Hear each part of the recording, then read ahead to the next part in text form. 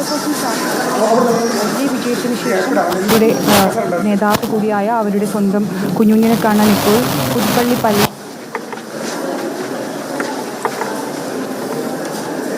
ശരി അവിടെ നേതാക്കൾ പ്രാർത്ഥിക്കുന്ന ദൃശ്യങ്ങളാണ് കാണുന്നത് പുതുപ്പള്ളി പള്ളിയിൽ. നമുക്ക്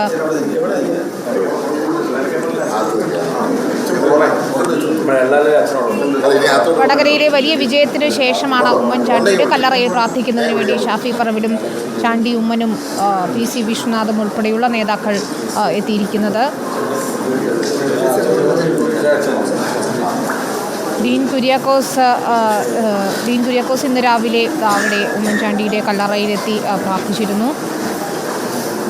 വലിയ ആവേശത്തോടെയാണ് പുതുപ്പള്ളി ഷാഫി പറമ്പിലിനെ സ്വീകരിക്കുകയും ചെയ്തത്. തെരഞ്ഞെടുപ്പ് പ്രഖ്യാപിച്ചതിന് ശേഷം സ്ഥാനാർത്ഥി പ്രഖ്യാപനത്തിന് പിന്നാലെ ഷാഫി പറമ്പിൽ പുതുപ്പള്ളിയിലെത്തുകയും ചെയ്തിരുന്നു. ഉമ്മൻചാണ്ടി വലിയ ഊർജ്ജമാണ് തനിക്ക് പകർന്നു തന്നത് എന്ന് തന്നെയാണ് ഷാഫി പറമ്പിൽ പറയുകയും ചെയ്തത്.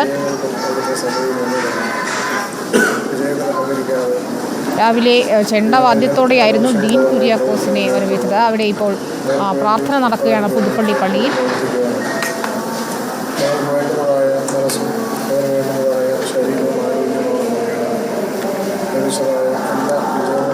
അല്പസമയത്തിനകം തന്നെ ഉമ്മൻചാണ്ടിയുടെ കല്ലറയിൽ പ്രാർത്ഥിക്കാനായി ഷാഫി പറമ്പിലെത്തും. ഇപ്പോൾ പുതുപ്പള്ളി പള്ളിക്കകത്ത് നേതാക്കൾ പ്രാർത്ഥിക്കുകയാണ്.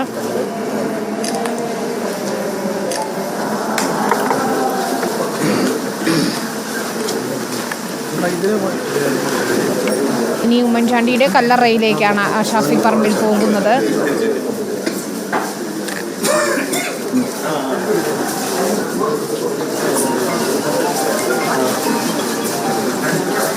PC വിശ്വനാഥ്, ചാണ്ടി ഉമ്മൻ ഉൾപ്പെടെയുള്ള നേതാക്കൾ അവിടെ ഷാഫിക്കൊപ്പമുണ്ട്. വലിയ വിജയമാണ് വടകരയിൽ ഷാഫി പറമ്പിൽ KK ശൈലജയ്ക്കെതിരെ സ്വന്തമാക്കിയത്. രാവിലെ ഡീൻ കുര്യാക്കോസ് ഇടുക്കിയിൽ വലിയ ഭൂരിപക്ഷത്തിൽ ജയിച്ച ഡീൻ കുര്യാക്കോസും ജോയ്സ് ജോർജിനെ പരാജയപ്പെടുത്തിയതിന് ശേഷം ചാണ്ടി ഉമ്മനൊപ്പം ഉമ്മൻചാണ്ടിയുടെ കല്ലറയിൽ പ്രാർത്ഥിക്കാനെത്തിയിരുന്നു. ഇപ്പോൾ ഷാഫി പറമ്പിലാണ് എത്തിയിരിക്കുന്നത്. PR പ്രവീണ ചേരുന്നു. പ്രവീണ, പള്ളിക്കകത്ത് പ്രാർത്ഥിച്ച ശേഷം നേതാക്കൾ ഇപ്പോൾ കല്ലറയിലേക്ക് നീങ്ങുന്നു എന്നാണ് മനസ്സിലാക്കാൻ കഴിയുന്നത്. എന്താണ് വിവരങ്ങൾ?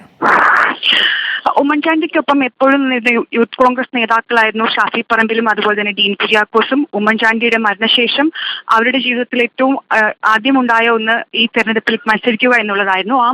ആ മത്സരിക്കുന്നതിന് മുൻപ് തന്നെ ഇവിടെ വന്ന് കല്ലറയിൽ വന്ന് പ്രാർത്ഥന നടത്തി മടങ്ങിയിരുന്നു.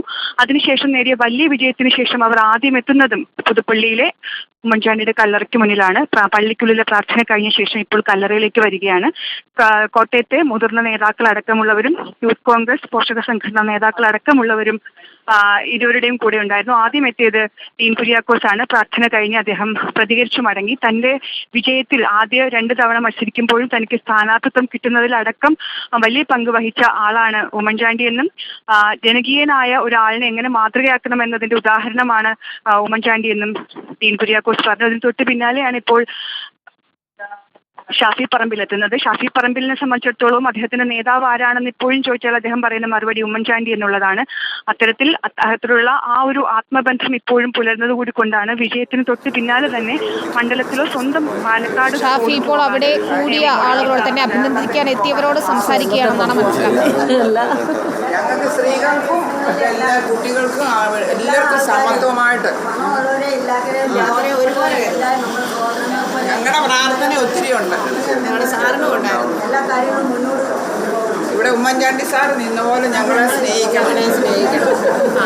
ഞങ്ങളതുപോലെ യാചിക്കുന്നുണ്ട്.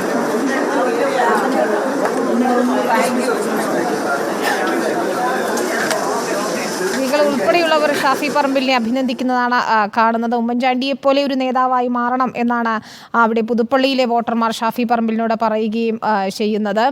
തനിക്ക് കഴിയുന്ന രീതിയിൽ പ്രവർത്തിക്കുമെന്നാണ് ഷാഫി സംസാരിക്കുമ്പോൾ പറഞ്ഞതെന്നാണ് മനസ്സിലാക്കാൻ കഴിയുന്നത്. രാവിലെ ഡീൻ കുര്യാക്കോസും എത്തിയിരുന്നു അവിടെ ഉമ്മൻചാണ്ടിയുടെ കല്ലറയിൽ. ഇപ്പോൾ ഷാഫി പറമ്പിൽ അല്പം മുൻപാണ് അവിടെ എത്തിയത്. PC വിശ്വനാഥ്, രാഹുൽ മങ്കൂട്ടത്തിൽ, ചാണ്ടി ഉമ്മൻ ഉൾപ്പെടെയുള്ള നേതാക്കൾ അവിടെ ഷാഫി പറമ്പിലിനൊപ്പമുണ്ട്. പ്രവീണ തുടരുന്നു.